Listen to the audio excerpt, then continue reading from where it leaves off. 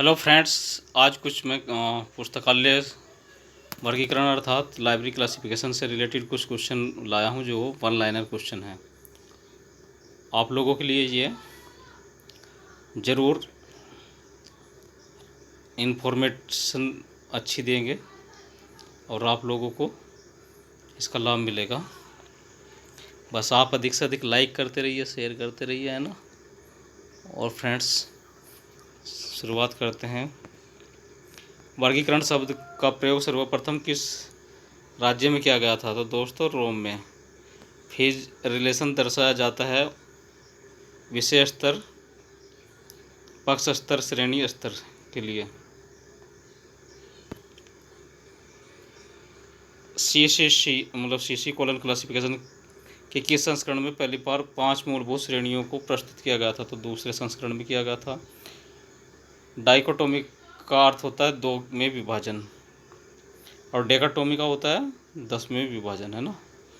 PMEST को किसके संदर्भ में प्रयुक्त किया गया है? तो दोस्तों, मेन क्लास। और PMST क्या है? P for personality, M for matter, E for energy, S for space और T for time. Wall picture principles किसका सिद्धांत है? तो दोस्तों, ये फैसिट सीक्वेंस का है। CC का छठा संस्करण क्या है? लगभग परिगणनात्मक पद्धति है। रंगनाथन द्वारा प्रतिपादित वर्गीकरण के उपसूत्र जो कि कार्य के 3 स्तरों पर वर्गीकृत है, आइडिया, वर्बल, प्लान, नोटेशन कहते हैं।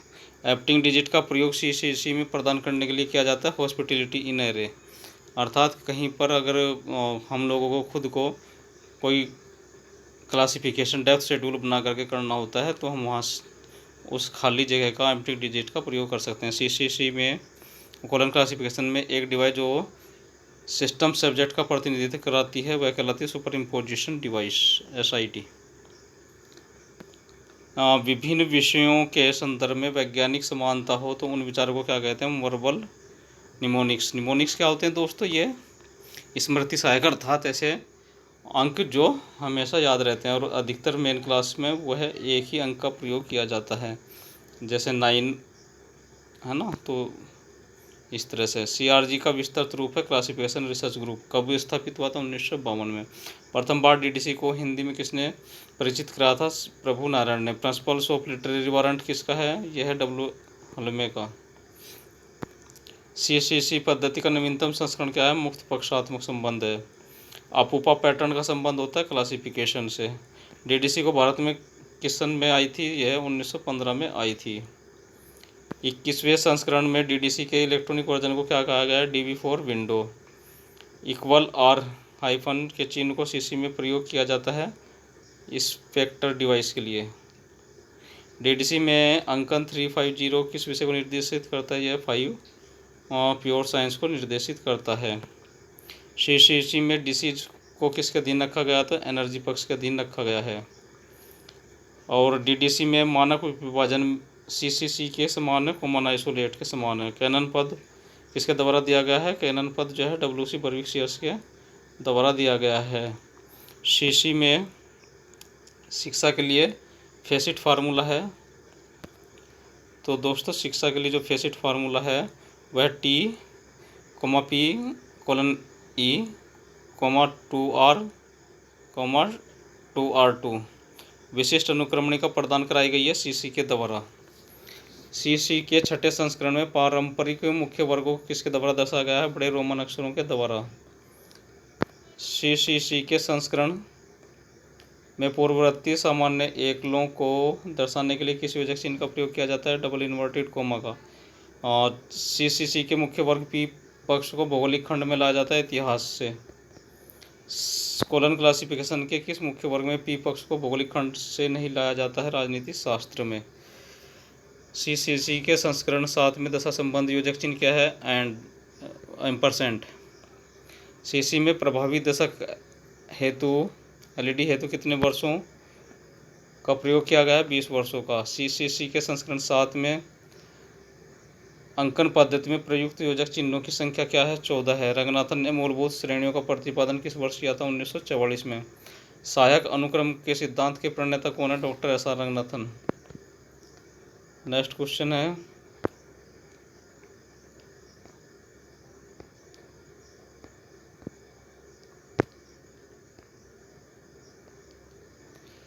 सैद्धांतिक वर्गीकरण के सिद्धांतों हेतु कैनन पद का सर्वप्रथम प्रयोग किसने किया था? C.S. महोदय ने किया था।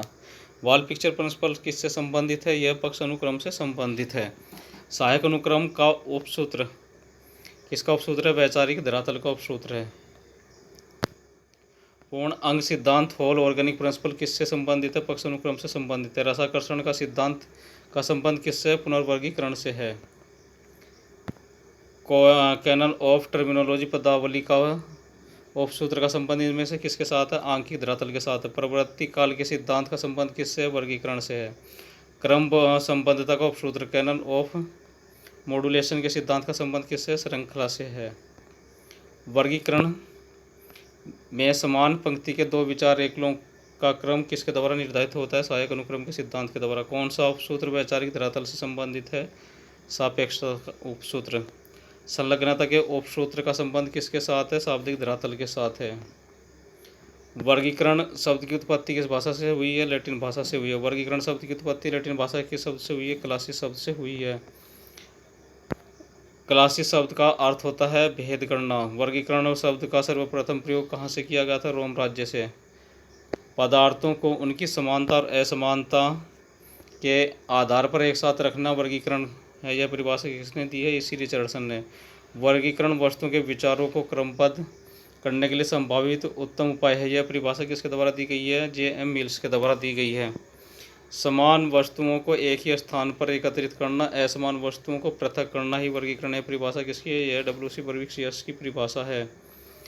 वर्गीकरण पुस्तक के विशिष्ट विषय के नाम को क्रम सूचकांकों के अधिमान्य कृत्रिम भाषा में अनुवाद करना है। परिभाषा डॉक्टर S.R. रंगनाथन की परिभाषा है। नेक्स्ट है पुस्तकालय वर्गीकरण का अर्थ ग्रंथों में निहित ज्ञान का व्यवस्थापन है। ये विभिन्न उपयोगों एवं संभावित आवश्यकताओं के लिए ग्रंथों की व्यवस्थापन उत्पन्न एवं पुनः व्यवस्थापन करने का कार्य है। किसकी परिभाषा?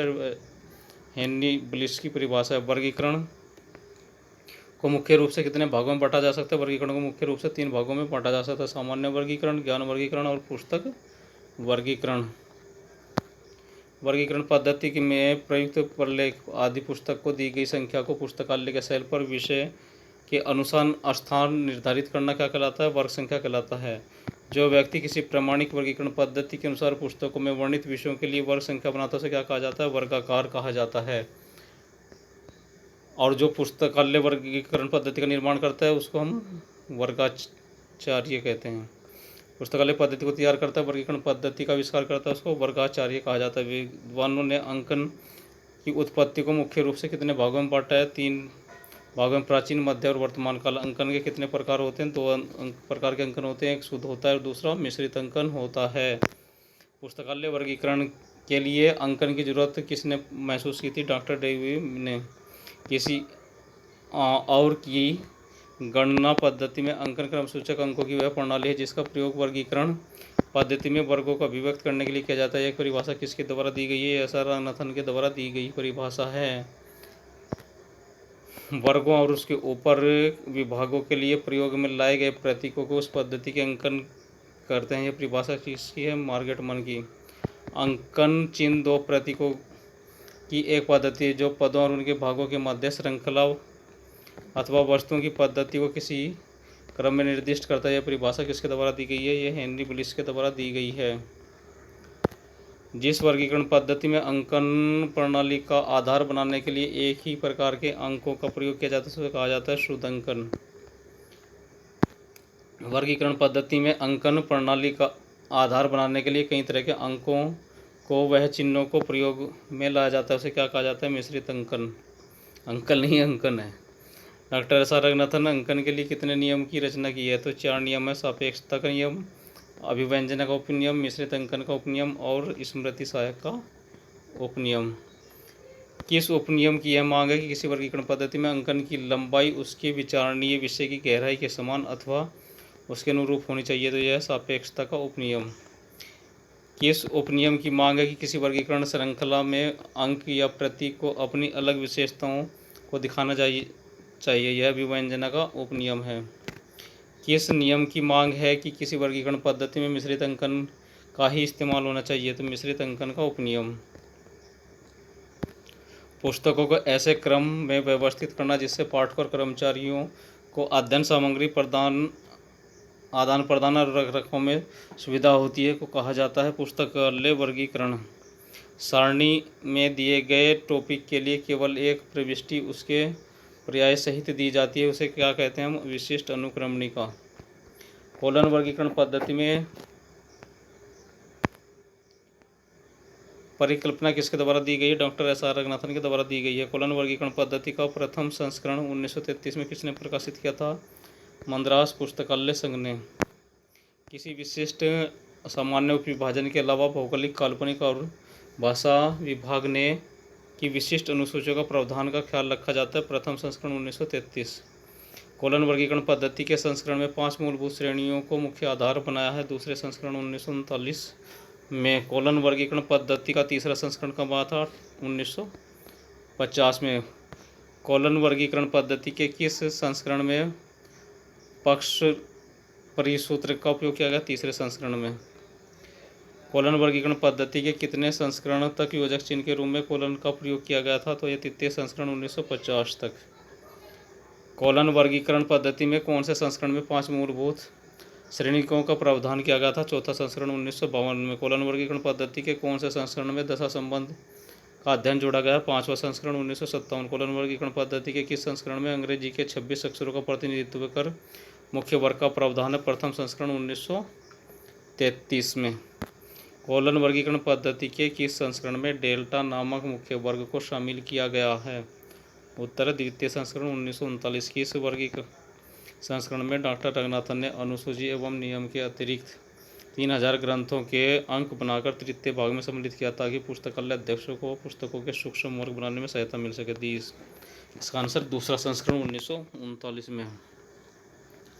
वर्ष 1957 में FID/CR ने अब तक वर्गीकरण शोध पर कितने सम्मेलन आयोजित किए हैं?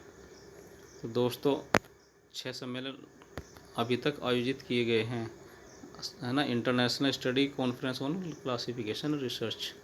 अंतर्राष्ट्रीय ज्ञान व्यवस्थापन संगठन की स्थापना 1989 में की गई थी। लाइब्रेरी रिसर्च सेंटर की स्थापना कब और किसके द्वारा की गई थी? 1951 में डॉक्टर रंगनाथन के द्वारा की गई थी।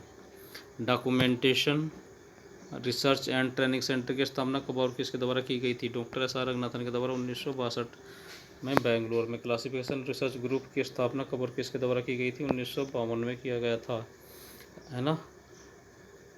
CRG की स्थापना। नेक्स्ट क्वेश्चन है पूर्ववर्ती सामान्य एकल के कितने प्रकार होते हैं? तो दोस्तों इसके 3 प्रकार। देश पक्ष से पूर्व प्रयोग होने वाले सामान्य एकल, देश पक्ष के बाद प्रयोग होने वाले सामान्य एकल और काल पक्ष के बाद प्रयोग होने वाले सामान्य एकल। कौन सा सामान्य एकल के लिए कोई भी परिसूत्र नहीं है? तो टेबल एंड %D और कॉरस्पोंडेंस M%C। सामान्य एकल में पीरियोडिकल सेक्शन को कैसे लिखा जाता है? तो स्मॉल m पीरियोडिकल के लिए प्रयोग होता है। सामान्य एकल में हिस्ट्री के लिए क्या योजक चिन्ह है? तो स्मॉल v है। सामान्य एकल में बिब्लियोग्राफीज के लिए स्मॉल w चिन्ह दिया गया है। सामान्य एकल में वर्क किसके द्वारा प्रदर्शित होता है? तो यह स्मॉल x के द्वारा प्रदर्शित होता है। सामान्य एकल में डाइजेस्ट को किस के द्वारा प्रदर्शित किया जाता है? तो स्मॉल y और D8 के द्वारा, स्मॉल y8। सामान्य एकल में एडमिनिस्ट्रेटिव रिपोर्ट को किसके द्वारा प्रदर्शित किया जाता है? तो स्मॉल r के द्वारा प्रदर्शित किया जाता है। सामान्य एकल में स्टेटिस को किसके द्वारा प्रदर्शित किया जाता है? तो स्मॉल s के द्वारा प्रदर्शित किया जाता है। कॉलन वर्गीकरण पद्धति में भारत के कितने नंबर क्या होंगे? तो 4 है ना। कॉलन वर्गीकरण पद्धति में राजस्थान के नंबर क्या होगा? 4437। ईसा से पूर्व के सामान्य समय को किसके प्रयोग हुआ है? तो बड़े रोमन अक्षरों ABC का। ईसा के बाद के समय को प्रदर्शित किया जाता है रोमन के बड़े अक्षरों DEF और YC।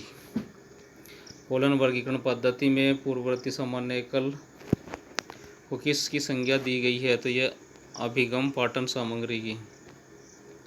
पूर्ववर्ती सामान्य एकल में किस प्रकार के चिन्ह को मान्यता दी गई है? तो small A to small z तक छोटे रोमन अक्षर। किस वर्गीकरण पद्धति में ग्रंथों का प्रावधान है? CCC में।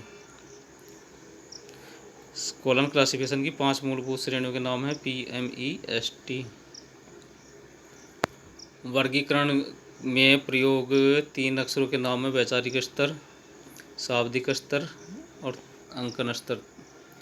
किस वर्गीकरण में किस विद्वान ने शब्दों में पुस्तकालय की आधारशिला पुस्तकें हैं, पुस्तकालय व्यवसाय की आधारशिला वर्गीकरण है? किसने कहा? ये WC बर्विक सीयर्स ने कहा है। CCC किस तरह की पद्धति है? तो यह संश्लेषणात्मक पद्धति है। CCC का प्रथम संस्करण कब आया था? यह 1933 में आया था। और CC में गोलाकार कोष्ठक का प्रयोग किया जाता है विषय विधि के लिए। कोलन क्लासिफिकेशन के कौन से भाग में बुक नंबर का फेसिट फार्मूला दिया गया है? भाग 2 में। CCC के कोलन क्लासिफिकेशन के कौन से संस्करण में 2 पक्षों के लिए अलग अलग योजक चिन्ह का प्रयोग किया गया है? तो यह है चतुर्थ। CC के तृतीय संस्करण की कोलन पद्धति कहलाती है अपरिवर्तनशील पक्षात्मक पद्धति। रंगनाथन की कथन के अनुसार CCC की कौन सी विधि का प्रयोग तभी करना चाहिए जब अन्य किसी विधि या क्लास नंबर को विशिष्टता प्रदान करना संभव न। यह है वर्णक्रम विधि। रंगनाथन ने कॉमन आइसोलेट को कितनी श्रेणियों में विभाजित किया है? 2 विभिन्न विषयों के पारस्परिक संबंधों को दर्शाने के लिए प्रयोग किया जाता है, उसे कहा जाता है दशा संबंध।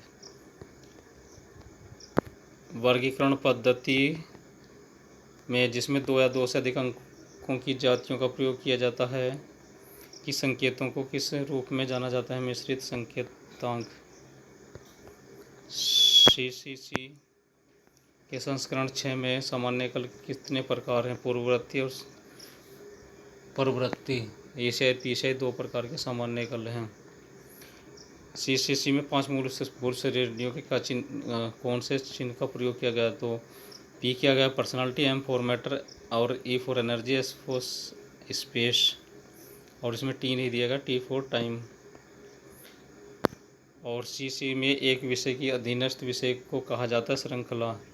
कोलन वर्गीकरण क्लासिफिकेशन में कुल कितने संस्करण प्रकाशित हो चुके हैं? तो 7 संस्करण हैं। कोलन क्लासिफिकेशन के में स्थानीय कल के लिए प्रयुक्त होता है 4। कोलन वर्गीकरण संस्करण 7 कौन सी पद्धति है? पक्षात्मक पद्धति है। सामान्य एकल की कौन सी CC के कौन से संस्करण में आए थे? तो 4थे संस्करण में आए थे जो कॉमन आइसोलेट थे। CCC की मुख्य वर्ग जेनरेलिया को कैसे दर्शाया जाता है? तो रोमन लघु और जेड के द्वारा दर्शाया जाता है। पर्सनालिटी किस योजक चिन्ह के द्वारा दर्शाया जाता है? तो कोमे के द्वारा दर्शाया जाता है। मैटर को किस योजक चिन्ह के द्वारा दर्शाया जाता है? सेमीकोलन के द्वारा दर्शाया जाता है। एनर्जी को किस योजक चिन्ह के द्वारा दर्शाया जाता है? तो कोलन के द्वारा दर्शाया जाता है। स्पेस को किस योजक चिन्ह के द्वारा दर्शाया जाता है? तो डॉट के द्वारा दर्शाया जाता है। और समय को किस योजक चिन्ह के द्वारा दर्शाया जाता है? तो उल्टा कोमे के द्वारा दर्शाया जाता है। CC में पुस्तक संख्या सूत्र में कितने तत्व हैं? तो 8 तत्व होते हैं। CCC के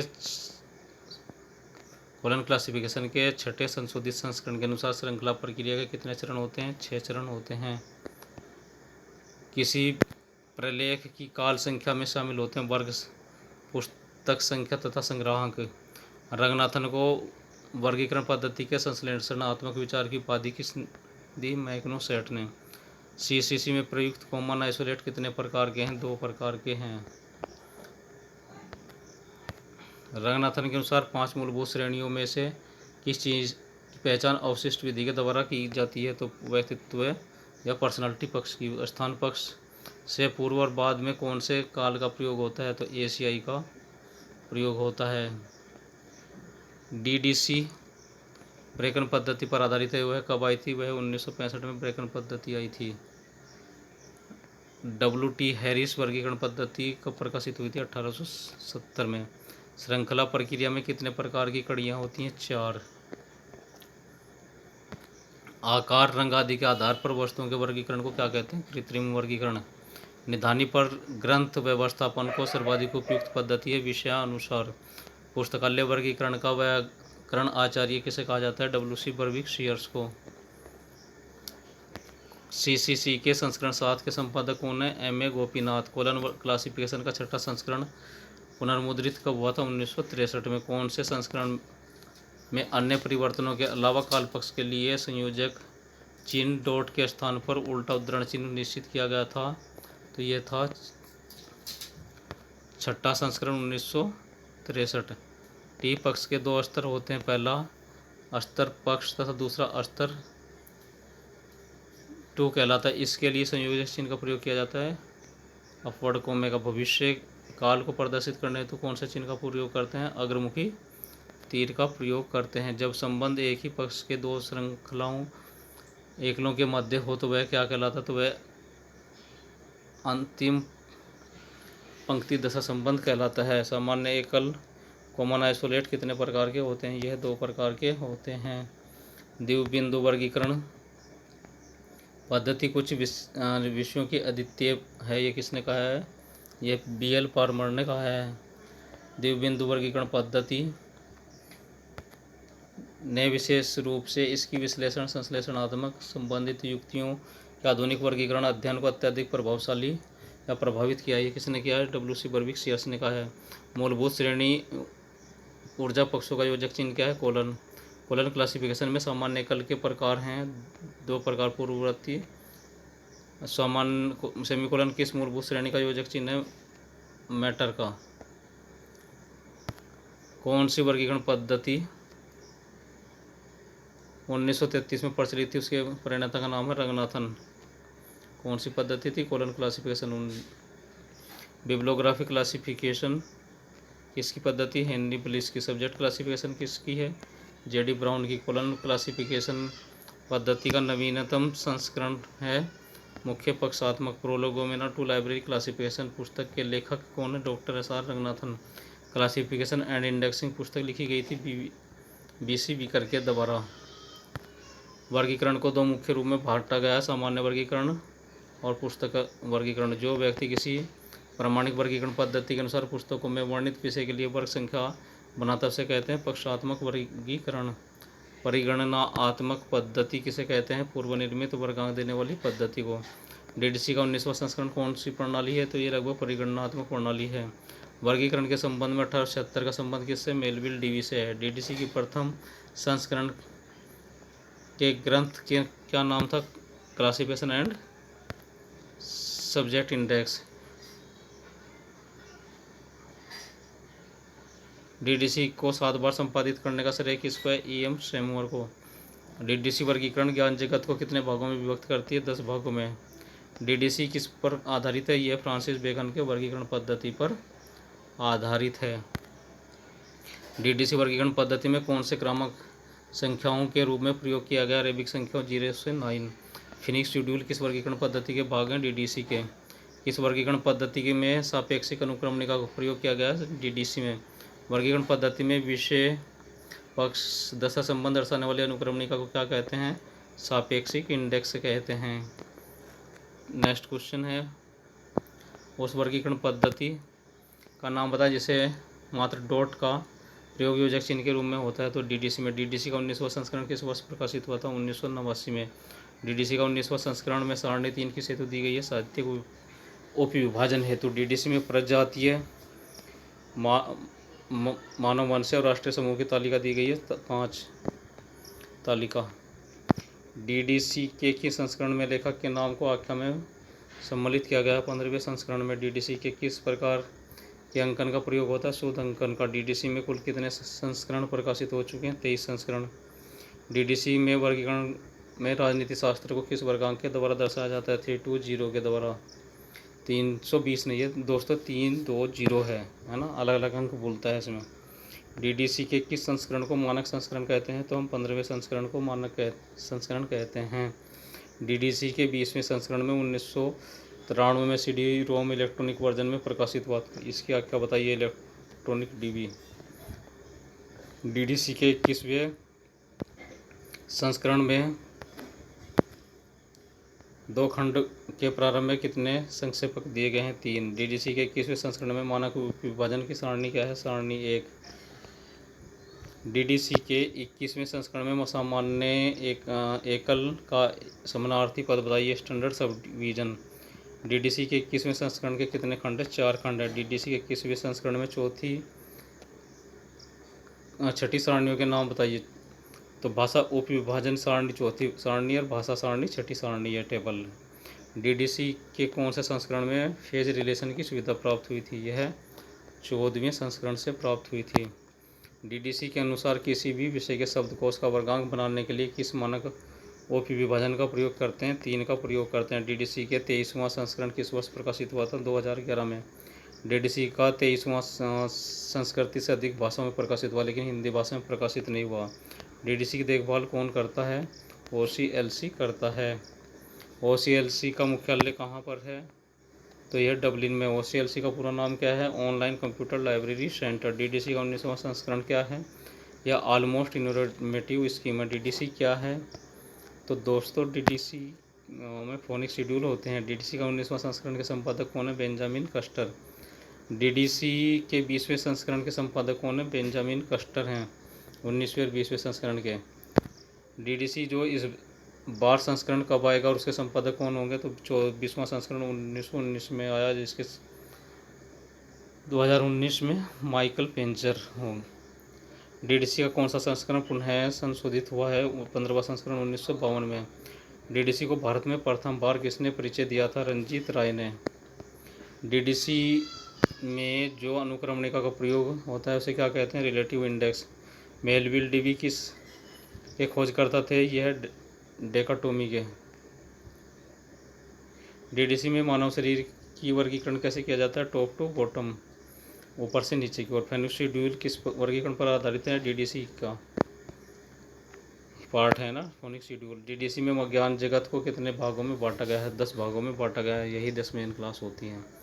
डीडीसी का जन्म किस शहर में और कहाँ हुआ था? यह हुआ था एडम सेंटर, न्यूयॉर्क में 10 दिसंबर 1851 में।